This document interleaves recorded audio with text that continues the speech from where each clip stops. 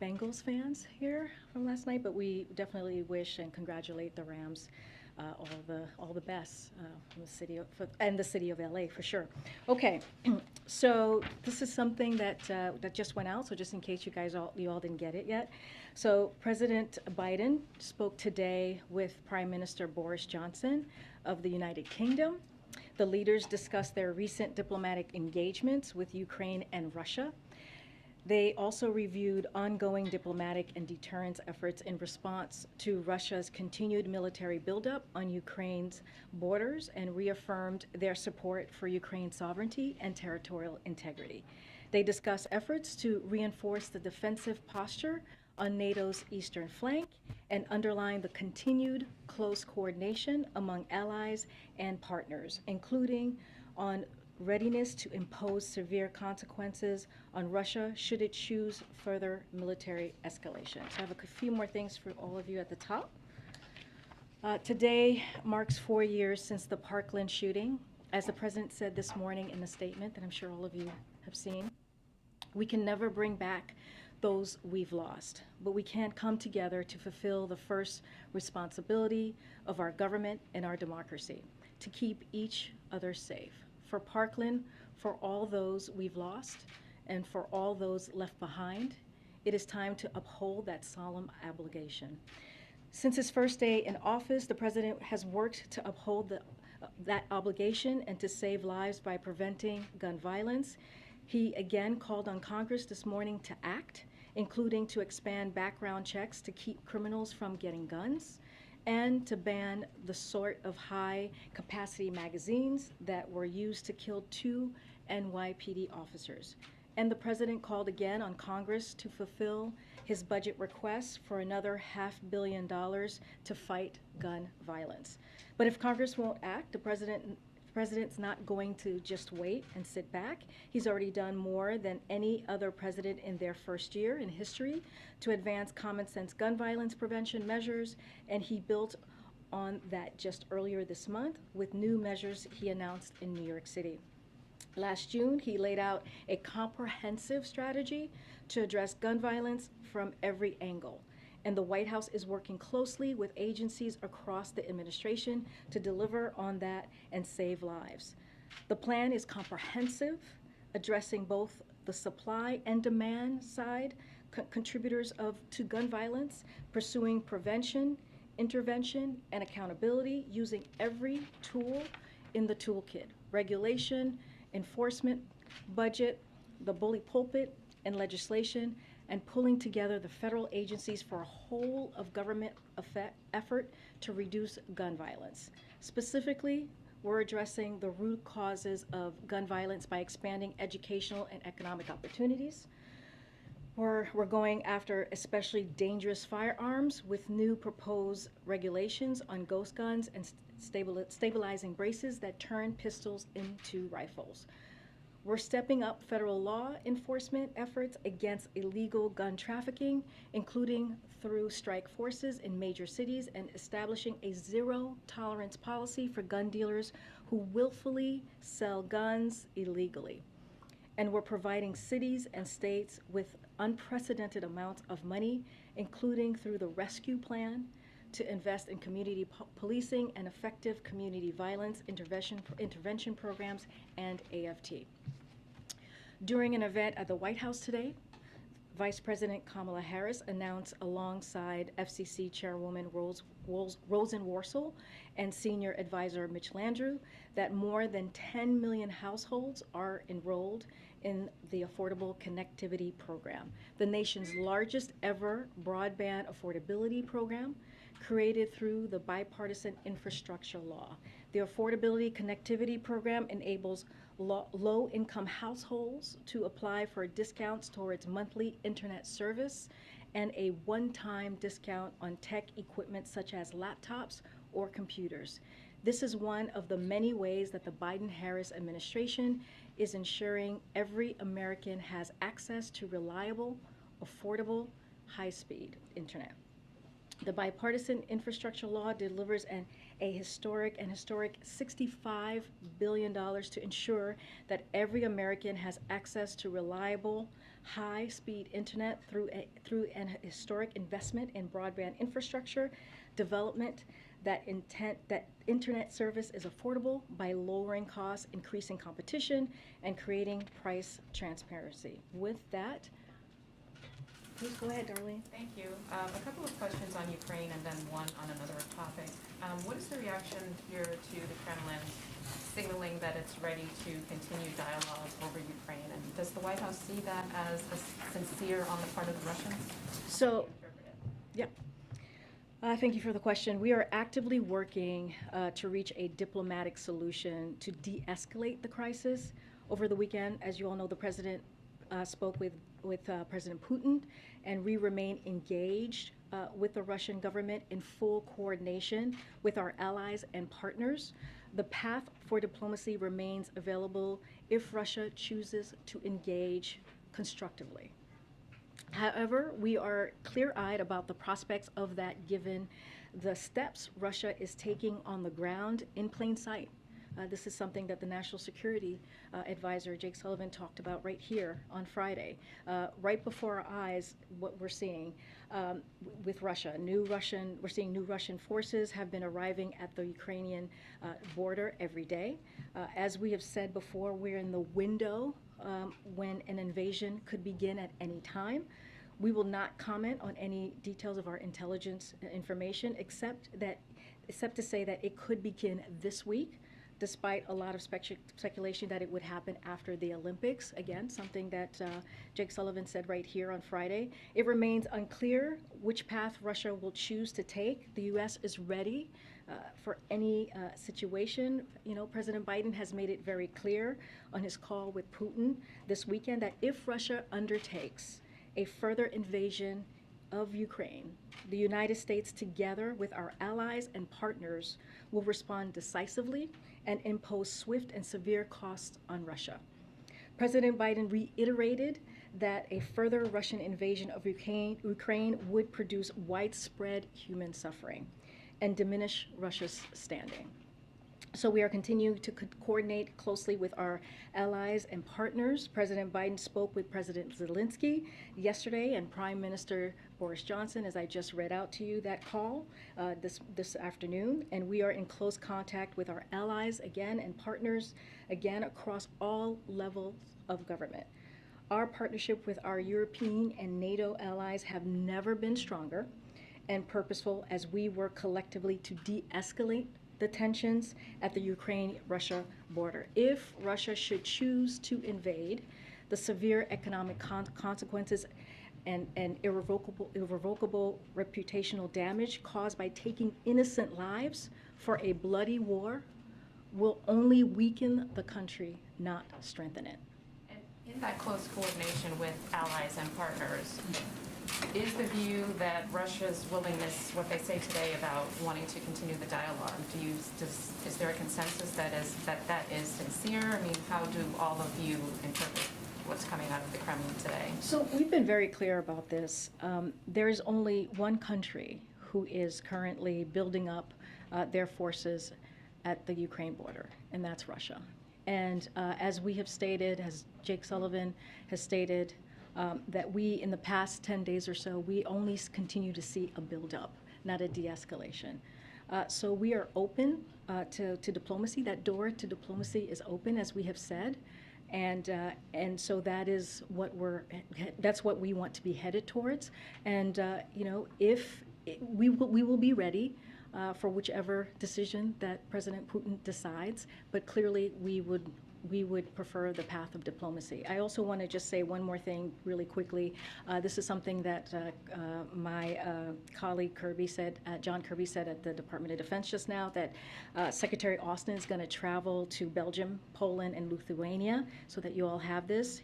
The Secretary is going to meet with allied defense ministers and NATO leadership to discuss Russia's military buildup in and around Ukraine, reiterate the U.S. commitment to Article 5, and continue the alliance's progress on deterrence and defense while ensuring the alliance is prepared to face tomorrow's challenges. One last question. In 2 weeks, the president is going to go up to the Capitol to deliver his first State of the Union message. Can you give us a status report on preparations for that? Has he been able to meet with his advisors on it, given everything that's going on, or edit speech drafts, or just some sort of idea of where that process stands? So, as you know, this is a president who was vice president for 8 years, and he was senator for 36 years, and has spent a lot of time listening to State of the Union speeches. So he understands the importance of delivering such a president delivering such a impactful speech, and the purpose of talking about their successes, his success in particular this past year, and how he's going to build on that success. I don't have anything more to share, but this is something that's important to him, and he's working towards delivering a speech, not just to Congress, but also to the American public. I want to follow up on Darlene's question and ask it in a different way, though. Russia's foreign minister advising Putin today that Russia should keep pursuing diplomatic negotiations. This is a yes or no question. Does this administration view that as a sign of de-escalation? Well, what I was saying, and just to be even clearer, is that in the past 10 days or so, when you look at what is happening at the border of Ukraine, we are seeing more than 100,000 troops there, and it's just been an everyday more and more troops, as I just read out at the top. So we are certainly open to having conversations and seeing a de-escalation, but right now, that door is open for diplomacy. And this is up to President Putin. He has to make that decision. It is his decision to make on which direction he wants to take this. So in terms of the troop buildup there's reporting today that citing a U.S. official that Russian units near Ukraine moved into attack positions. Is that the understanding of this administration, what you're seeing there? Well, I'm not going to go into any intelligence information. We're not going to share that. But what we have seen, and you know, the National Security Advisor said this himself, we have seen an increase of forces at the border, not a decrease. And so what we are saying to President Putin, with our European allies and partners, we've been working in coordination in lockstep for these past several weeks, several months, is that door to diplomacy is open. And having that diplomatic conversation is a path that we would like to take. And finally, lastly, Jake Sullivan came out here and certainly got the attention of the entire world with the urgency of the briefing that he gave on Friday. In terms of the current state right now, is the situation as imminent today, right now, as it was on Friday? You know, Jake Sullivan was also on the Sunday shows yesterday, and you know, again, we are in the window when an invasion could begin at any time. You know, I'm not going to comment on the intelligence information, except to say that it could begin this week, despite a lot of speculation that it would only happen after the Olympics. Thanks, Karine. Just to follow up on that, I understand you're saying that you've only seen a troop buildup, but Russia has claimed today that it is winding down a number of military drills and exercises that have caused concern. Are you in a position to confirm if those claims are accurate or if they're not? I'm not in a position to confirm that, but I do know John Kirby spoke to that just moments ago, so I would refer you to his comments and the Department of Defense. Okay, and specifically about you know, Ukraine and the Vatican, we have some reporting coming from there saying Ukraine has welcomed Vatican mediation of its conflict with Russia, and they've invited the Pope to visit the country as soon as possible. Is the president aware of that? Does he support such efforts? I mean, I have not spoken to the president about that, so I can't confirm if he's aware or not. Okay. Will the administration support such efforts? This is the first time I'm hearing about it, so I just need to talk to our team. Okay, and one more on the $1 billion loan guarantee that the U.S. has agreed to make available to support the Ukrainian economy. Our reporting shows that the U.S. will need about $200 million to guarantee that loan. Does the administration need to make more appropriations available to sort of, you know, make sure that loan guarantee program works? So I don't have the specifics on that piece, but I can confirm that it is something we are considering as part of the additional macroeconomic support we are exploring to help Ukraine's economy amidst pressure resulting from Russia's military buildup. But I don't have any specifics on the appropriation and what that would take, the process. Okay. Would the U.S. support some statement from the Ukrainians that they're no longer actively pursuing NATO membership, or that they'd be willing to stall the pursuit of NATO membership as part of ongoing negotiations? As you know, NATO membership, NATO has an open door policy. That is not something, that is something that Ukraine will have to decide on its own. That is not something that we are in consultation with or make, or even decide on. That is something that NATO and has to decide on. And Ukraine, that's up to them and their leadership on how they want to move forward. Jake yesterday said that the two leaders, Presidents Putin and Biden, tasked their teams with continuing to talk or discuss kind of the state of play. Do you have any idea kind of the construct of those discussions or what they entail, and if any have occurred since the discussion on Saturday? I do believe Jake Sullivan had a conversation this morning with one of our European partners and allies. Between the Russians and U.S. and Russia. Oh, I see. Oh, I don't have anything to read out or predict. And do you mean on the staff level, or do you mean like? Just under the principal level. Yeah, under the principal. I don't have anything to read out. As you know, our staff here has been in constant contact with Russia, Ukraine, and our NATO allies as well. And then one last one. There's concern in terms of, obviously, in the European economic side of things, if Russia continues to escalate, if there's an invasion. On the domestic side of things, is the White House economic team looking at anything that the president may need to pursue if an invasion comes to pass about what it could do? Obviously, oil markets being one, but I think just general instability in markets. Yeah, I don't have anything specific to read out for you at this moment. As we talk about energy, I'm assuming that's one of the things that you're asking about, Phil, is like we are working with countries and companies around the world to ensure the security of supply and to mitigate against price shocks affecting the American people, Europe, and the global economy. We are continuing our discussions with major producers around the globe to so supply meets demand. All tools are on the table. A disruption in physical energy supplies transiting Ukraine would most accurately affect natural gas markets in Europe. And so we are engaging our European allies to coordinate response planning, including how to deploy their existing energy stockpiles. We have been working to identify additional volumes of non-Russian natural gas from North Africa and the Middle East to Asia and the U.S. We thank REENT comments by Japan about supporting Europe's energy security through LNG shipments to the region. We are in discussion with major natural gas producers around the globe to understand their capacity and willingness to temporarily surge natural gas output and to allocate these volumes in European buyers. We are also engaging with major buyers and suppliers of LNG to ensure flexibility in existing contracts and storage is managed and it enables a diversion to Europe. Go ahead, Ed. Hey, Karine. Thank you for doing this. There's reporting, quoting Ukrainian officials, is saying that President Zelensky's statement today that an invasion is imminent on February 16th was in fact sarcastic or ironic and more of a commentary on this idea that there are countries or entities that know of a date certain. Is that sarcasm or irony, the read of the NSC in the White House? So I don't have a read on that. Here's what I can tell you about that. I heard the statement, but I haven't actually heard it in its full context. So the irony of all of it, I couldn't speak to. But I'll say this.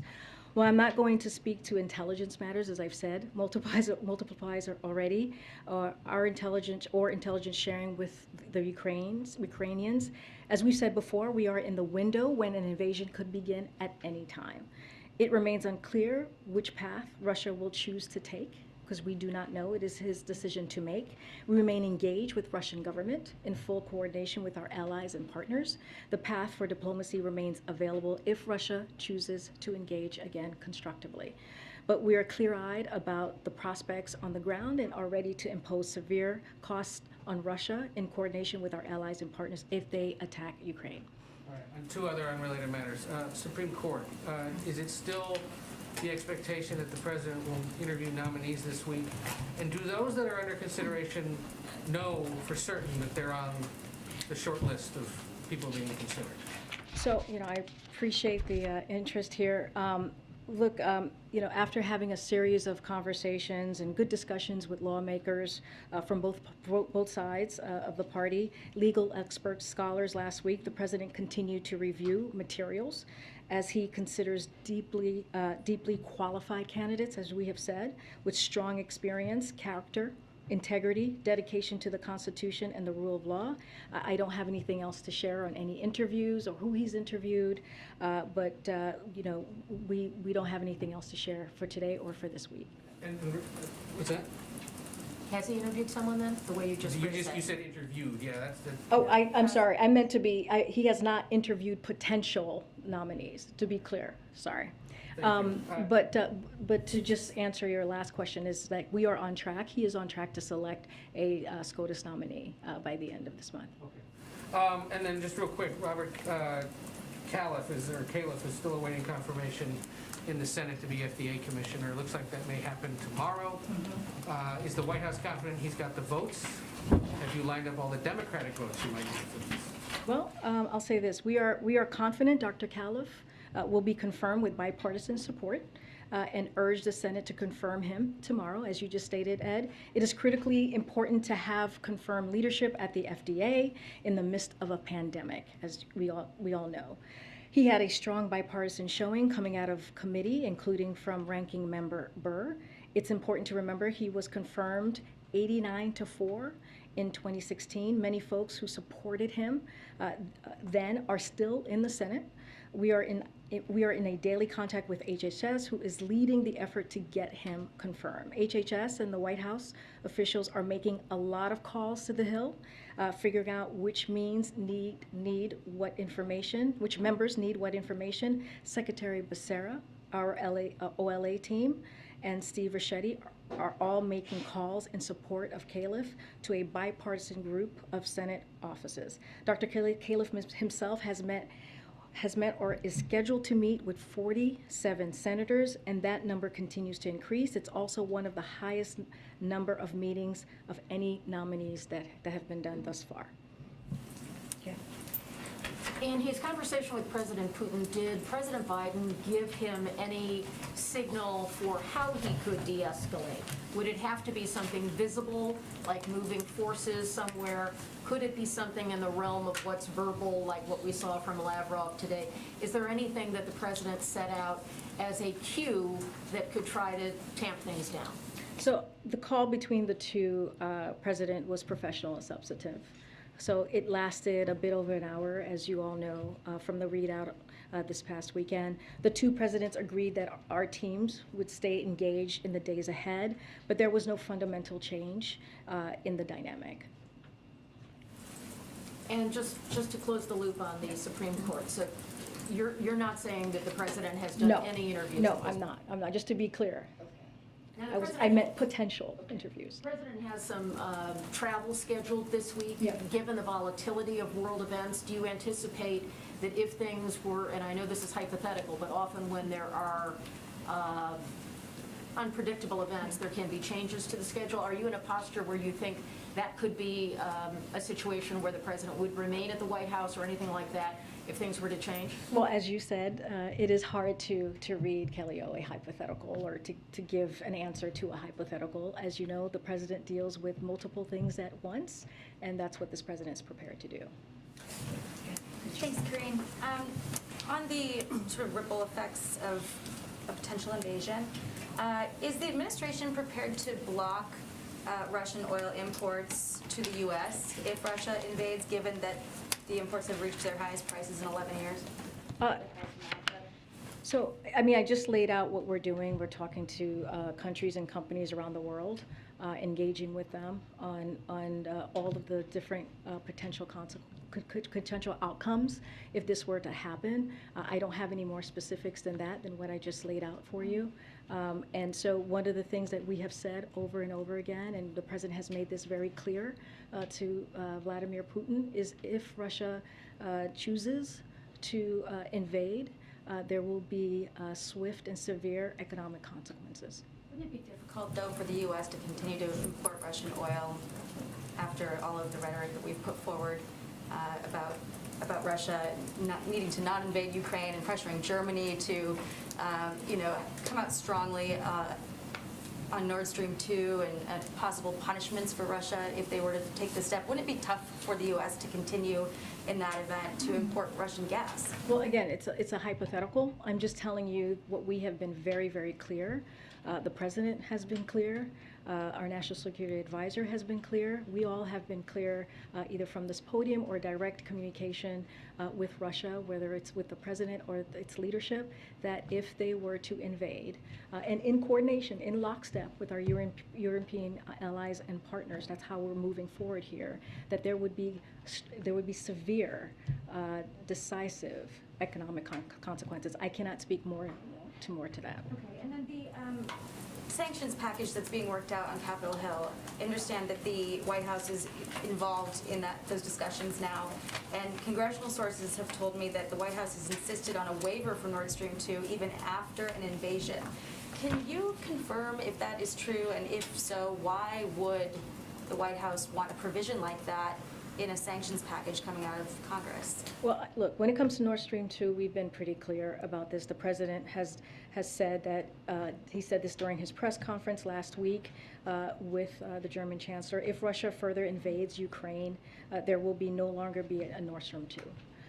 We will bring an end to it. And at this moment, Nord Stream 2 is not even operational. But is the White House directing Congress to put a waiver for Nord Stream 2 in effect? That is the first I'm hearing of that. I cannot speak to that. I'm just telling you where we have been in a very strong and definitive way on Nord Stream 2. Okay, now on the second topic, this news about the Durham investigation.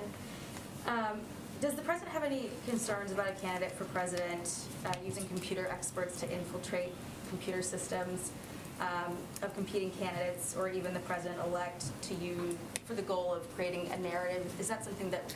That's something I can't speak to from this podium, so I refer you to the Department of Justice. Is what was described in that report monitoring internet traffic? Is that spying? Again, I can't speak to that report. I refer you to the Department of Justice. Generally speaking, that with monitoring internet traffic. Jackie, my answer is not going to change. I refer you to the Department of Justice. I can't speak to that from here. Go ahead. Karine, thanks. What message does it send today to the Ukrainian government to be closing the embassy in Kiev? The embassy in Kiev? I have something on here. I know the State Department made an announcement on this earlier. So the State Department announced today that they are temporarily relocating our embassy operations in Ukraine from our embassy in Kiev to Lviv due to the dramatic acceleration in the buildup of Russian forces. A core team of embassy staff is remaining in Ukraine to engage with the Ukrainian government, coordinating diplomatic efforts and diplomacy to de-escalate the crisis if the crisis continues. So I just wanted to also say this as well, because the State Department put out a statement on this. So the State Department has no higher priority than the safety and security of Americans around the world, and that of course includes our colleagues serving at posts overseas. So these prudent precautions in no way undermine our support for our commitment to Ukraine. Our commitment to Ukraine's sovereignty and territorial integrity is unwavering. We also continue our sincere efforts to reach a diplomatic solution, and we remain engaged with Russian government following President Biden's call with President Putin and the Secretary's discussion with Foreign Minister Lavrov. The path for diplomacy remains available if Russia chooses to engage in good faith. We look forward to returning our staff to the embassy as soon as conditions permit. In the meantime, we have made this very clear. The National Security Advisor, Jake Sullivan, has made this clear. The President himself has made this clear that these measures, for one reason, the safety of our staff, as I mentioned, we strongly urge any remaining U.S. citizens in Ukraine to leave the country immediately. That has been our message for the past several days, and honestly, the past several weeks. Does the White House have any comment on this Russian figure skater who's allowed to continue to compete as a doping investigation continues? Is this the right call? That's not a comment that I'm not going to comment from here about that. I refer you to the committee, the Olympic Committee. And really quickly, DC's mayor today announced the vaccination requirement for some businesses will be dropped tomorrow, and a mask mandate will be dropped by the end of the month. Does the White House support this? Will the President and the First Lady continue to visit businesses and restaurants as these rules change? So let me just lay some stuff out for you here, because I know this has been a question that many have had. A number of governors have announced changes based on conditions in their particular states. That's not new. That isn't new. And so what I can say from here is, as Dr. Fauci has said, as a country, we are making strong progress toward moving to a time when COVID is no longer a crisis. And Dr. Walensky has clearly said CDC is looking at all of their guidance, including mask guidance, in light of declining cases and hospitalizations. I think that may be getting lost in some of the reporting that we're seeing. The CDC made clear they're looking at their guidance. So just want to make that very clear. But to put a finer point on this, CDC has to move carefully and deliberately to make sure these good trends are confirmed across the nation. CDC has a responsibility to make guidance for the entire country and everyone. They must consider its impact on a variety of constituencies, including people who are disabled, immunocompromised, and most vulnerable. We are spending significant time and energy on the path forward, working with experts and leaders within and outside the government. And if this progress continues, we expect updates in the weeks ahead. This is a huge, huge responsibility that we do not take lightly, one that we take very seriously, and we want to make sure that we get this right. Thanks, Karine. During your conversation on Sunday, the president of Ukraine reportedly invited President Biden to visit Ukraine in the coming days, and the Ukrainian president's office said that a visit by the U.S. president would be a powerful signal and could contribute to the de-escalation of this crisis. What is the White House's response to that invitation? I don't have any travel plans to announce or preview at this time. I'll say this, as you all know, President Biden spoke with Zelensky, as you just mentioned, this weekend. Secretary Blinken spoke with the foreign minister this morning, and we are in regular contact with the Ukrainian government throughout the administration, including here at the White House, at the State Department, at the Defense Department. I just laid out travel that the Secretary from Defense is going to be making at the Treasury Department and elsewhere. So the President has also dispatched a number of senior administration officials to visit Ukraine in recent months, including Secretary Blinken, who was just there recently, and for last month for meetings with Ukraine's leader.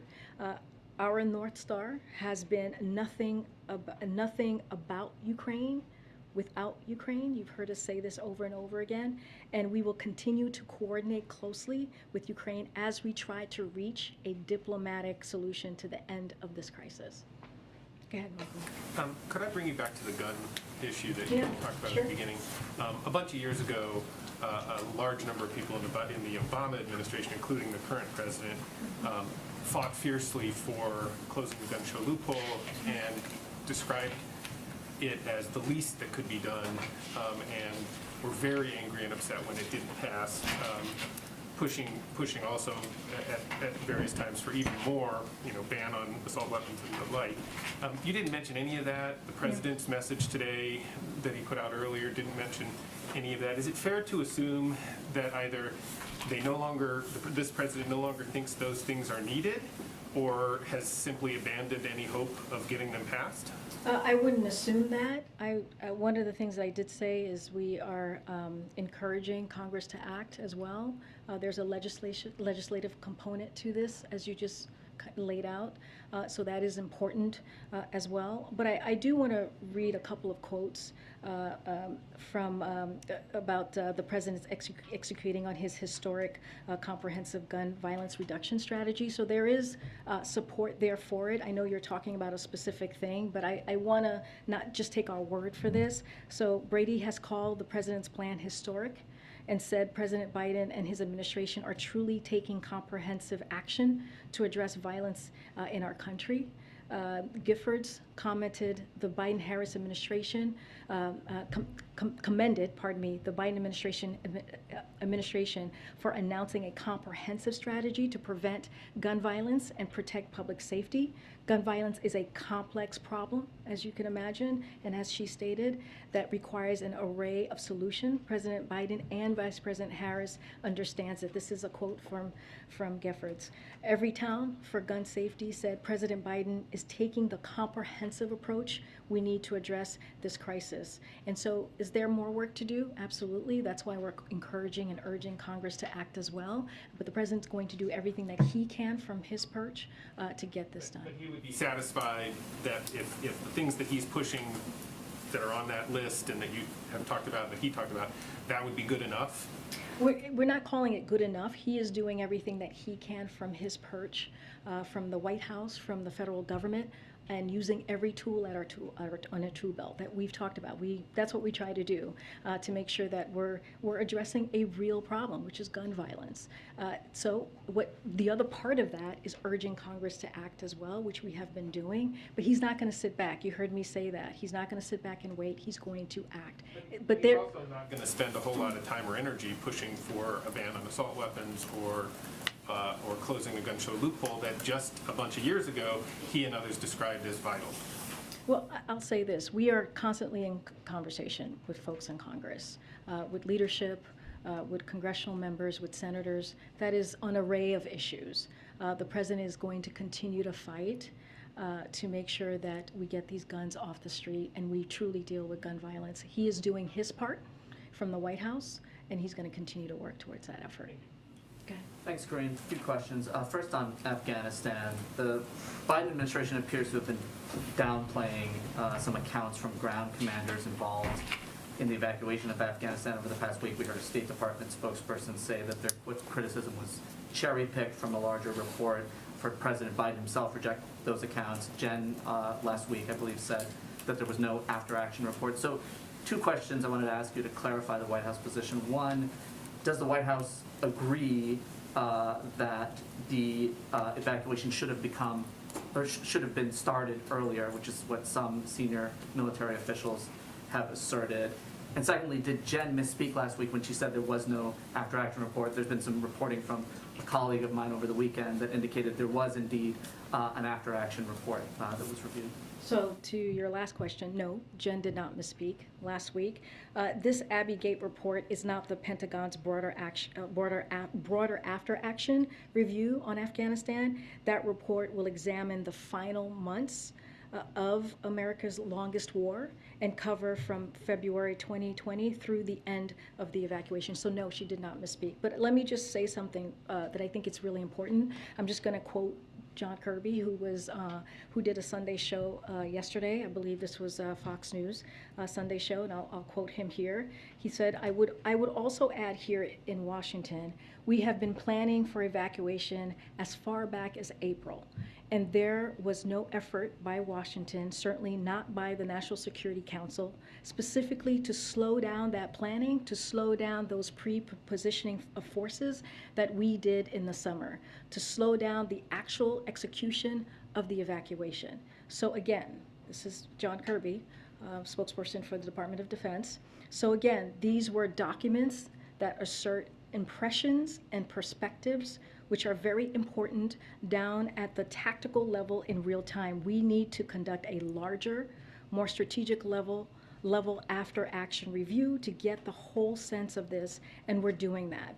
The Abbey report, again, is one important review of what occurred that day, but it should not be mistaken for a full follow-up on the last months of the war in Afghanistan.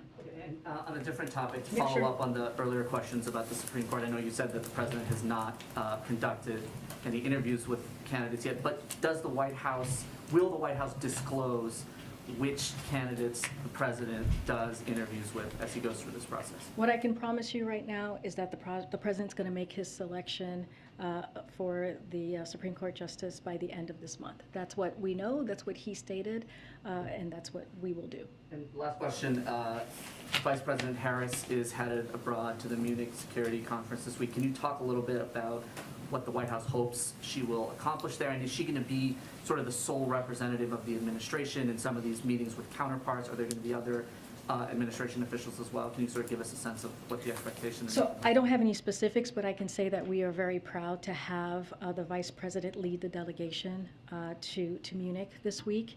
I don't have any specific details. I'm happy to talk to the team to see exactly what her schedule is going to look like. But the President is proud that she's going to be representing the United States.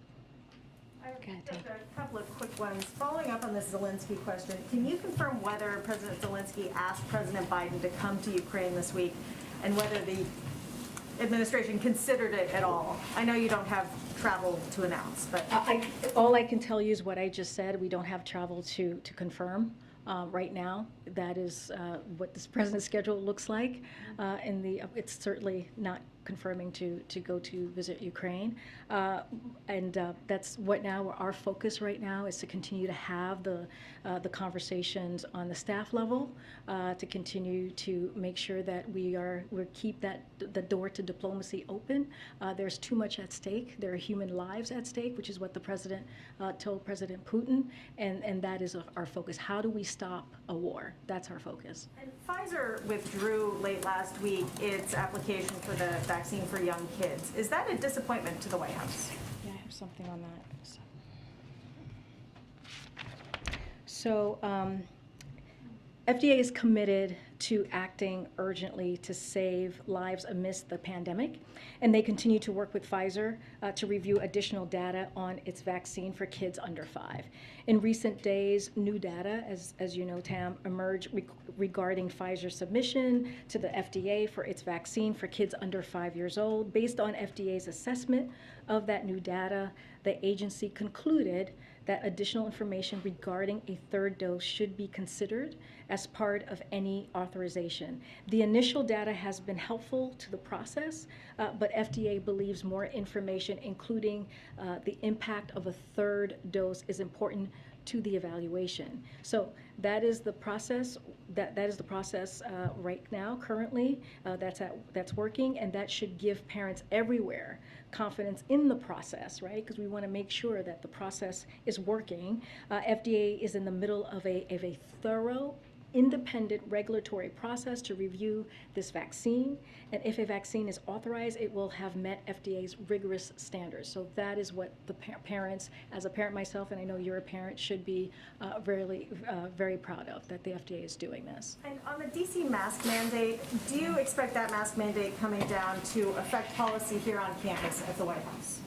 So as always, and we say this, local communities will make their own decisions as they have throughout the pandemic, but what we're going to do is we're going to abide by the CDC guidance. So that is, local communities make that decision, and that is what they choose to do. So White House is not following the local guidelines? We're following. For No. this place that is in the city? To be clear, we are going to follow the CDC guidance. That's what we're going to do. Go ahead, Jim. Back to the VP's trip to Germany. Yeah.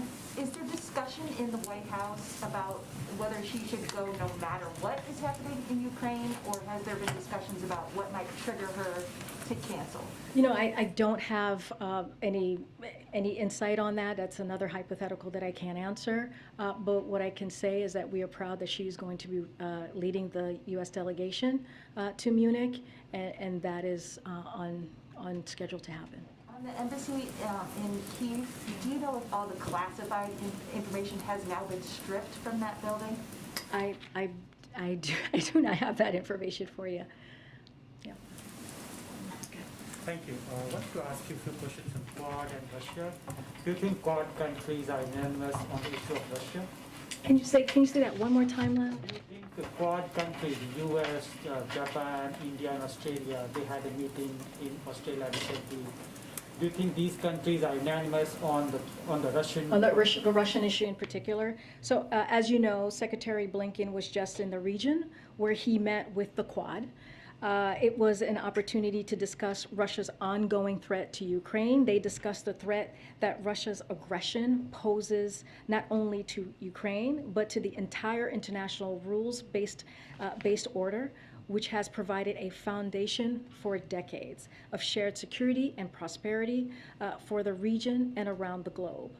Throughout his meetings with the Quad partners, Secretary Blinken discussed the challenges Russia poses to the rules based on international order and our readiness to support our European allies.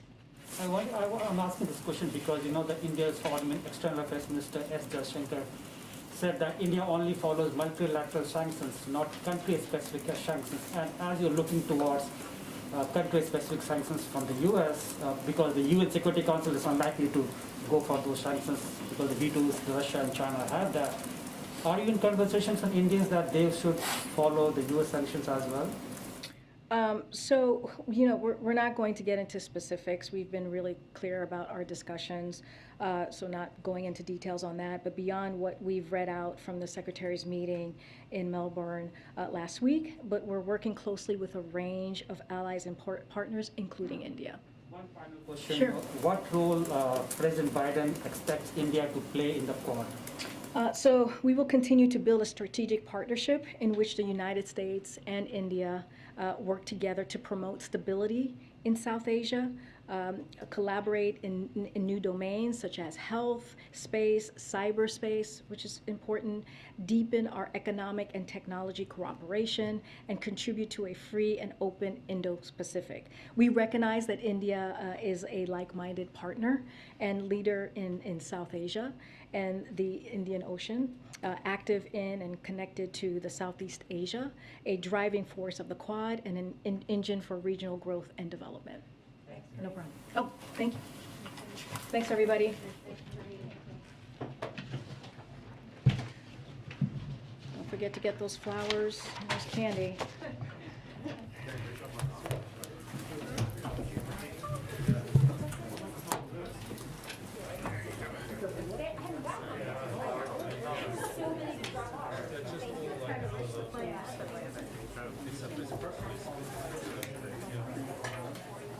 Just 'cause it's